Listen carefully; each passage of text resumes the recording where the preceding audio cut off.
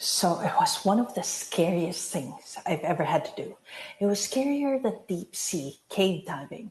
It was scarier than when I went treetop trekking and zip lining. And I was screaming all the time when we were going down there. It was scarier than like skiing down a huge mountain. You know what it was? It was our move to France. It was our dream, but at the same time, it was the most scariest thing I've ever had to do. You see, I had my comfort zone. I had a career that I built for 25 years and I really worked hard at it. We had property, we had a house, we're in a neighborhood that I'm familiar with. I knew where the butcher was or where to get the best bread and where to get the best cheese and where the groceries are. I knew how the system worked in the country that I lived in. I knew how banking worked. I knew how to pay my taxes.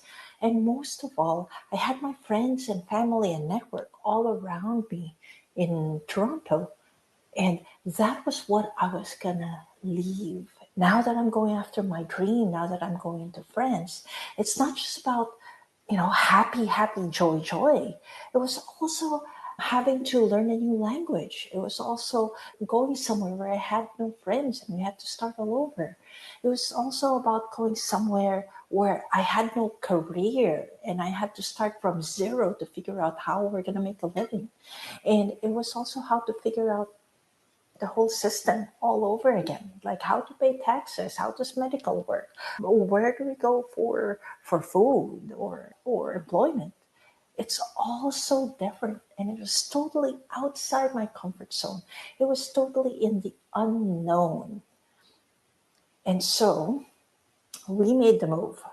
We sold our house here and then we moved to France. And you know what? I realized that all those years that we've been dreaming about it, it's been 10 years before we made the move, nothing was stopping us except these voices in our heads. Those voices that said, what if we fail? What if we don't have enough money? What if it doesn't work out and we have to come back? What if I don't find Asian food, my comfort food there? So they all sounded so wise in my head, all of those voices. And it all sounded so practical to try to save up, to try to pay up my mortgage as much as possible, to wait until retirement before we move.